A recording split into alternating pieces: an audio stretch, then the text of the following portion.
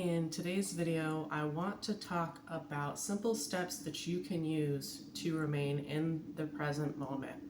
These are techniques that I've used in my own life. I've noticed a huge change over the last few weeks of just simply growing in awareness by using these techniques and understanding simple things about science and tying science in with our thoughts and our mindfulness practices. So today, hopefully by the end of today's video, you're going to understand exactly what I mean and hopefully grow in awareness and be able to let go of things easier, bring things into your life easier, and reduce your suffering and be able to remain in the present moment, because things are going to happen in our life, and if we can understand how to navigate the simpler times, then it's going to make the difficult times easier, and we are going to be able to still remain neutral when things happen in our life, because things are going to happen in our life. That is just a part of life. So today we're talking about Newton's first law of motion. But first, before we talk about Newton and how much of a genius he actually was, we first need to talk about how we are all energy. Now, if you've been on this journey a while, you probably already know and probably already understand what it means when I say we are all energy. But for those of us who are new to the spiritual community, maybe you don't know, but we are not just a body here on earth. We are all energy. We're made up of energy. Our thoughts are energy. Everything in this universe is energy. And when we emanate from a place of a higher vibe, we then attract certain things into our life. We have to be around that of whatever energy we are emanating at the time. So if we can emanate a higher energy, better opportunities are going to come into our life. Now, getting into Newton's first law. Newton's first law was an object that remains at rest. An object at rest must remain at rest. An object in motion must remain in motion unless acted on by an unbalanced force. So what does that mean? In simplest terms, when something is in motion, and the example that they like to use is a hockey puck on a skating rink. The hockey puck, if you put it down on the skating rink, is going to continue to move at the same pace unless someone comes and picks it up or hits it or whatever. It'll continue to move.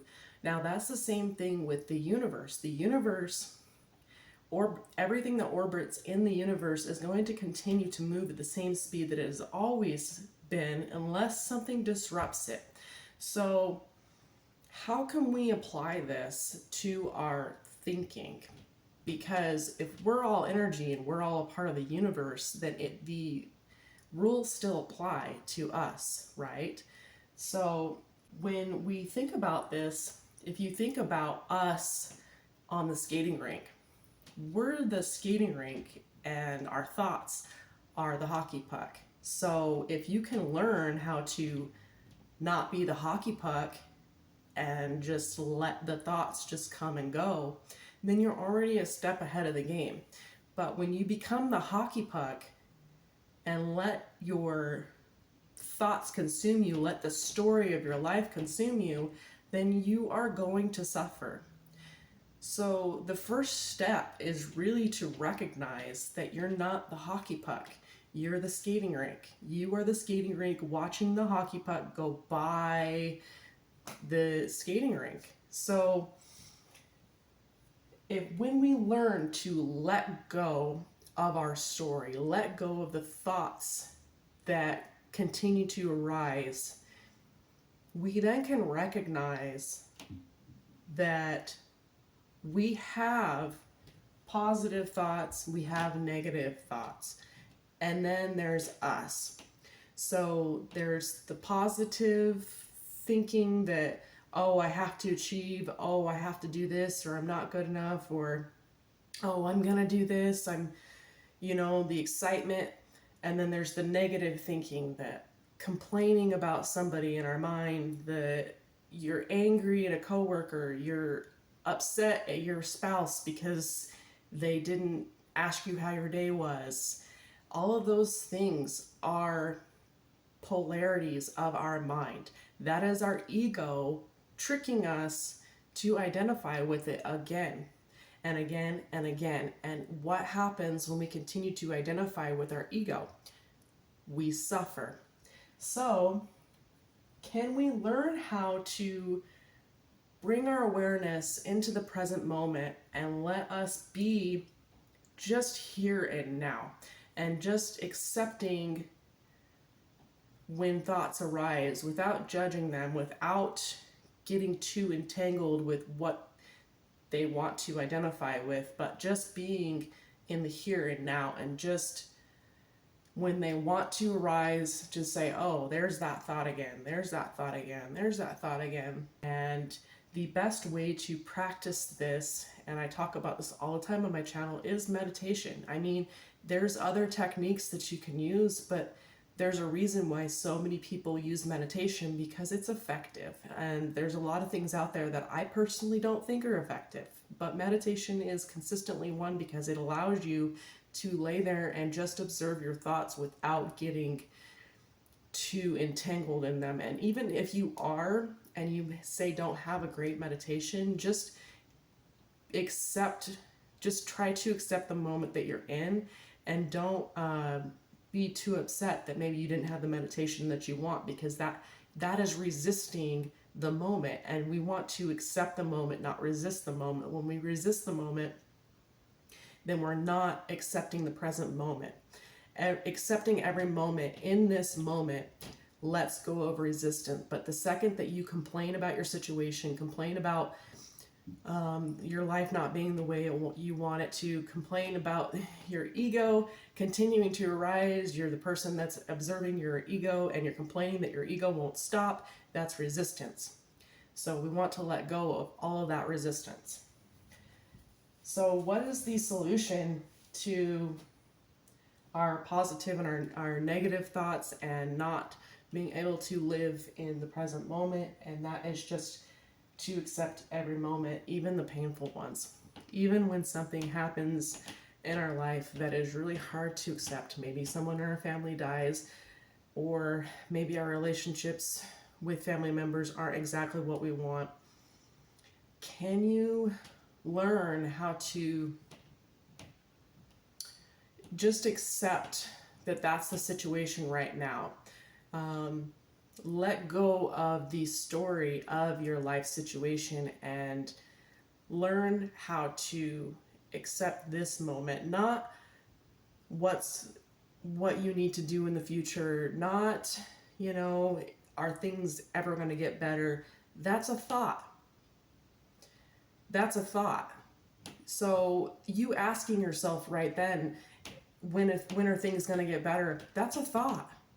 And if we can let go of that thought and just accept this moment, then we drop resistance.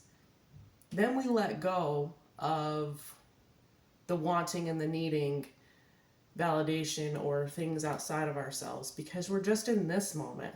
Like right now, I'm recording a YouTube video. That's what I'm doing right now.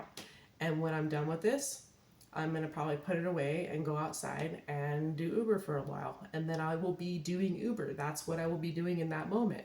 I will not be worrying about what is going on, what's going to happen in a month from now, or 5 minutes from now, or 10 minutes from now, because I'm here right now with you guys, talking to you guys about Newton's first law.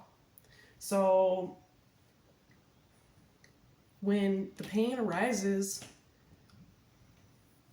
just let it come and go, and be with it. Let it be there. You have to come into an acceptance to such a degree that you don't care if it's there or not anymore. You are so at peace and so in accepting of whatever arises that anything could happen and you would be okay. So hopefully this video helped you guys awaken a little bit. I hope that by using just understanding how much of a genius Newton's first law was, and just understanding that if we can learn how to control our mind and be more, not by controlling our thoughts and resistance, but by being just more like bringing it back into the now. And so if we are remaining in motion, then our thoughts are continuing to be in motion. But if we can just, again, bring it back every time that thought arises, then we are what's disrupting the thought.